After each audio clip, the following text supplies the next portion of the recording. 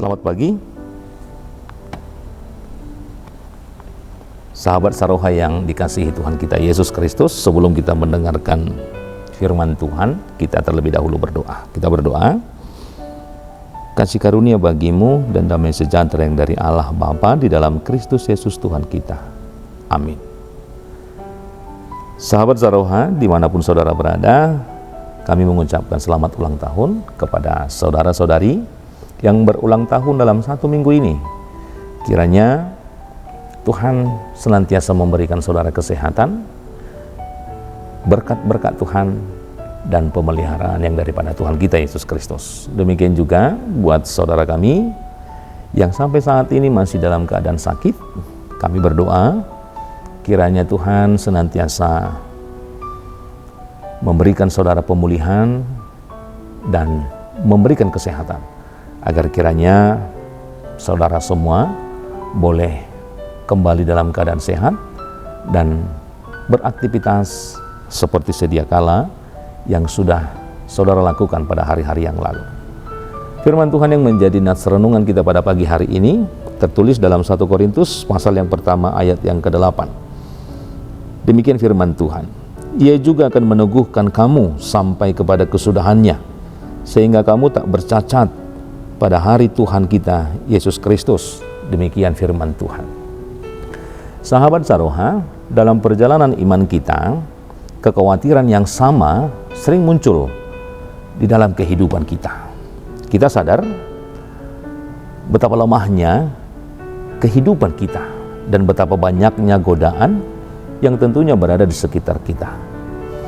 Kita pada hari ini akan melihat bagaimana sebuah janji yang luar biasa, apa yang dikatakan oleh nats kita pada hari ini memberitahu kita bahwa sesungguhnya keselamatan dan juga keteguhan hati tidak bergantung seberapa kuat kita memegang tangan Tuhan. Tetapi nats kita hari ini berbicara bahwa seberapa kuat Tuhan memegang tangan kita. Firman Tuhan pada hari ini, pada pagi hari ini, kita mau melihat ada kata yang mengatakan ia yang meneguhkan. Siapakah kata ia di sini yang dimaksudkan dalam ayat ini? Tentu saja kita akan berpikir bahwa Allah Bapa melalui Yesus Kristus. Rasul Paulus menulis surat ini kepada jemaat yang ada di Korintus, jemaat yang sebenarnya memiliki banyak masalah dan tentunya banyak kekurangan.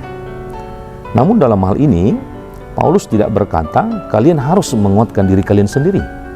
Tetapi Paulus mengatakan di dalam nats kita bahwa ia juga akan meneguhkan kamu sampai pada masa kepunahannya, kesudahannya. Ini dikatakan oleh Rasul Paulus. Artinya apa? Rasul Paulus ingin memperlihatkan kepada jemaat yang ada di Korintus bahwa inisiatif Allah yang memulai segala pekerjaan baik di dalam diri kita, dan dia pula lah yang tentunya bertanggung jawab untuk mengukuhkannya, bahwa kita tidak berjalan sendirian.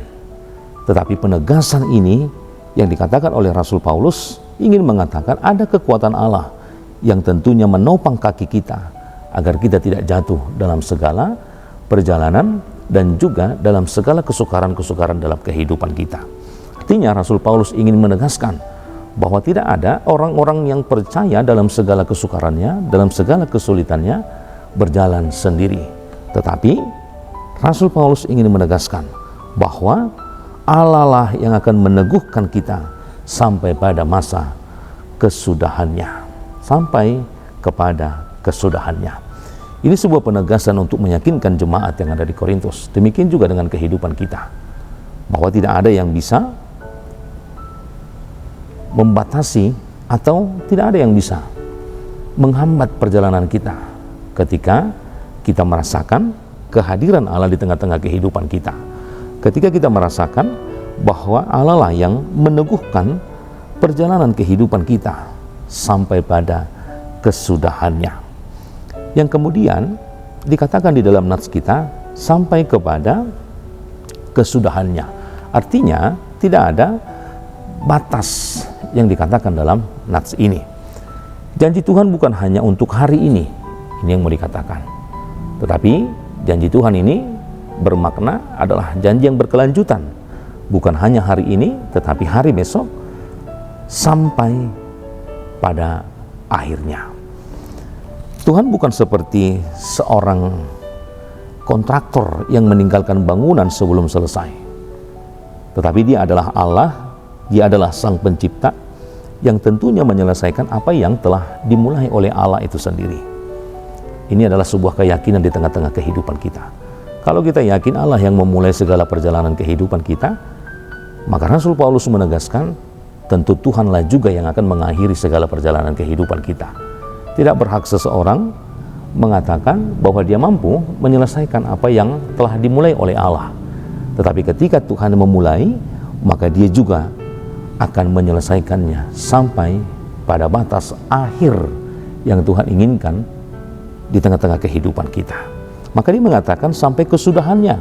Maka ini berarti mencakup dalam segala hal, bukan pada masa-masa suka saja, tetapi masa-masa sulit, masa-masa kegagalan, hingga saat kita menyelesaikan segala perjalanan kehidupan kita, sampai kita menutup mata atau saat Tuhan datang kembali di tengah-tengah dunia ini.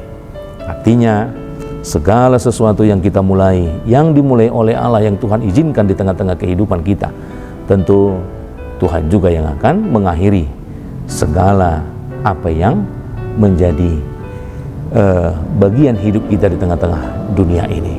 Oleh karena itu, penegasan yang Rasul Paulus sampaikan kepada jemaat yang ada di Korintus, bahwa Tuhan yang akan meneguhkan, ini mencakup dalam segala situasi, suka dan duka, masa kegagalan, masa suka, masa-masa sulit, seluruhnya hidup kita disertai atau bersama-sama dengan Tuhan.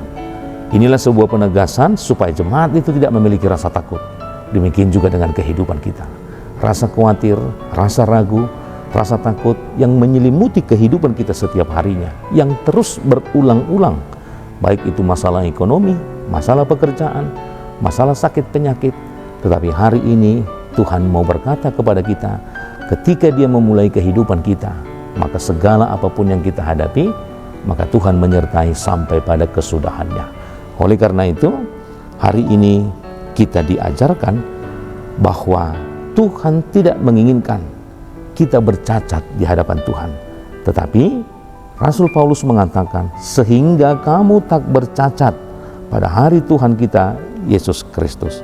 Nah, inilah bagian yang paling luar biasa. Bagaimana mungkin kita yang penuh dosa bisa disebut tak bercacat?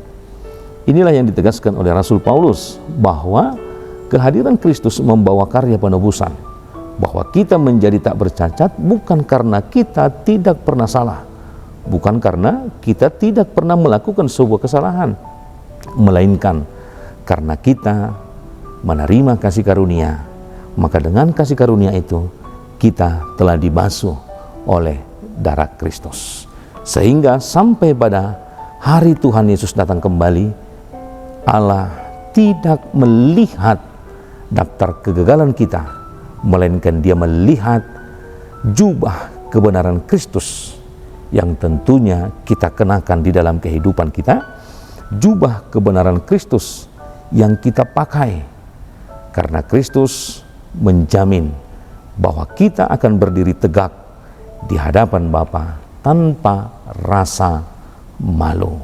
Oleh karena itu, sahabat Saroha yang dikasihi Tuhan kita Yesus Kristus, firman Tuhan hari ini mengajak kehidupan kita supaya semakin melekatkan karakter Kristus dalam kehidupan kita, sehingga penyertaan Tuhan dalam segala apapun yang kita hadapi, kita bisa merasakan dan kita bisa mendapatkan penyertaan, dan kita bisa menyelesaikan segala yang dimulai, dan tentunya seluruhnya akan diakhiri sesuai dengan kehendak Tuhan.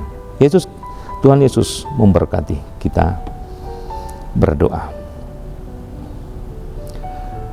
Bapa di surga, terima kasih Tuhan, setiap firman Tuhan yang boleh kami terima dalam kehidupan kami adalah sumber kekuatan dan kehidupan kami.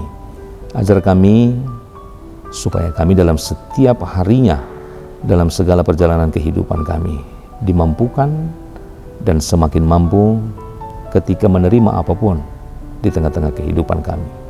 Rasa kekhawatiran, rasa takut yang senantiasa menyelimuti hati kami akan hari esok. Tapi hari ini firman Tuhan berbicara kepada kami bahwa ketika Engkau memulai kehidupan kami, Engkau senantiasa menyertai sampai kepada kesudahannya. Tuhan menyertai kehidupan kami dalam segala masa-masa yang kami lewati, baik itu masa sulit, masa-masa kegagalan, baik itu masa-masa kesukaan di dalam kehidupan kami.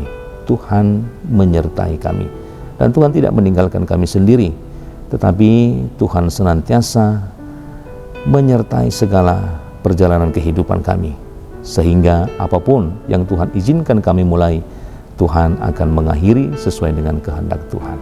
Bapa di surga, banyak hal yang tentunya menjadi harapan kami di tengah-tengah kehidupan kami.